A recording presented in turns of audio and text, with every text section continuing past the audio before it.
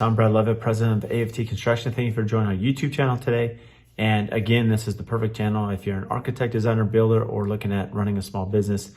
And today on the episode, one of the questions we had was in regards to Cost Plus. And what I love about the conversation here with Matt Reisinger, he is a spokesman for the industry. He does a lot on YouTube, does a lot for us as builders. And I had him on the podcast. And one of the questions I had for him, and this made a huge change in our business.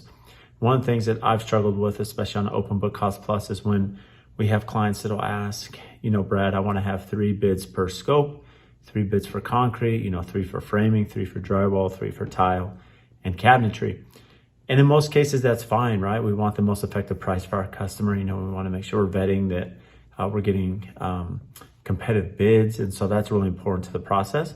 But one thing I've struggled with, cabinetry, there are levels of detail and levels of quality. We get that, right? But the risk to me on cabinetry is not the same as a foundation or grading or excavating, where we can have some issues with the frame of the house. And when I asked Matt this question, he said what he does with his customers is he will give them 3 bids per scope, especially on the finishes. But in regard to the structure where there's a lot of risk, roofing, waterproofing, excavation, concrete, he will definitely have 1, maybe 2 bids. And these are subsidies vetted that he trusts, because at the end of the day, his reputation and product is on the line. Check out this clip and how Matt said it.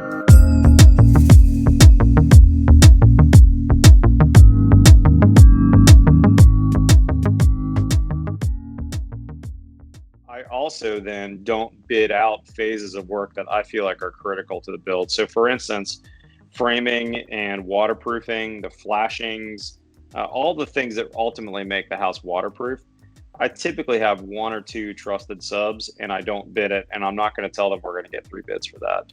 So when it comes to you setting the expectation, and so if I'm client and you're like, and I'm like, Matt, build my house, and then we kind of go through the budget, but you're telling me, hey Brad, just so we're clear, if this is a cost plus, here's category A, B, C, D that I'm getting 1 bid, and here's why. That's right. And a lot of times I'll even tell them, look, we won't even bid it. I've got a guy that gives me a day or a week rate. We're going to plug in our historic number. So for instance, for me, my framer not only frames my house, but does all of my waterproofing, window install, flashings, base wall flashing, air sealing details. Your framer's doing that, even your windows? Wow. Yeah, he's a key guy for me. He has 2 crews. Some of these guys have been on the crews for the 10, 12 years. I've known him. He does all my work. We negotiate annually for his rate for that year. I have lots of historic data for how much he costs and how long it's going to take. His guys, we were just talking about them in a meeting a minute ago. We had a COVID meeting about some new regulations the city's given us on COVID. And some of them are, pretty pain in the butt stuff we got to do. And one of my guy who's my VP of construction was talking to the crew today, and they're like, you know what? We're Mexicans, not Mexicans. You tell us what to do, we'll make it happen. And it's funny that they use that phrasing, but the point is, they're guys who say, look, you need us to do it that way, we're going to do it that way. They don't complain. They don't fart around. When we go to the job site, they're never on their phone looking at Facebook. They're not lollygagging. This is a team of about a little more than a dozen guys. But man, they freaking get after it, Brad. They start at 7 a.m. And they take a break in the mid-morning, and they take a break at lunch. And other than that, they are on it. And when I've got stupid details, whether it's tapes or flashings or things that we like, they patiently listen to me, and then they go out and do it. And then most of the time, we reuse those same methods and materials from job to job. And as a result, my guys are really, really good at it. And now I don't have to be at every job site every day.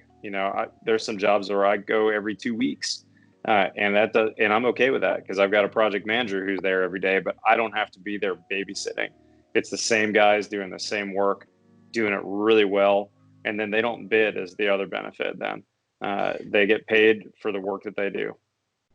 That's interesting. And now that you said that's kind of sparked my interest in this, because there's a lot of advantages. You spoke about risk assessment. How are we communicating that? Because it's really important that we deliver goods to our customer and we execute their vision and design, but at the same time, we have to protect ourselves and them from issues we've all had in business, right? Especially in construction. And so to solve that, what you've done is say, okay, I've trained this crew, they understand flashing, window install, framing, and you set that expectation, let the client know, hey, look, when it comes to, wood flooring install, when it comes to electrical, some of these things that, I can get through. Yes, we can bid those out, but there's some core things that we're going to stick to. And I can relate in a way. I mean, for me, we're getting into a lot of hillside work. We've been doing a lot and more now. And you can get into a lot of trouble, if you don't have the right people that understand the right masons, the right excavators, the right compaction.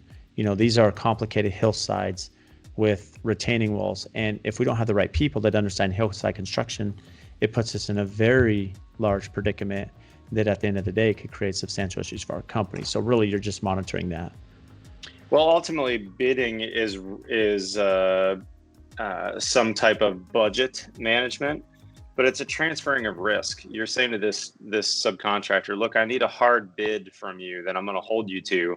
You're going to hold all the risk. How much do I trust you? And how much am I going to hold your feet to the fire and make sure that you do what I want, whether what I want is written down or not? And I can think of some fantastic subs over the years that have gone out of business because they had the integrity to keep doing it, even though they weren't being paid anymore.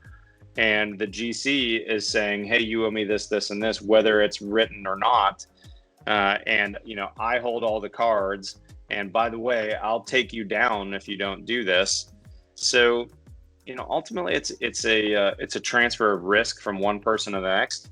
It's a little bit of a mistrust between people. And hey, what level of dishonest are you as a contractor? Are you the really dishonest or the slightly dishonest ones?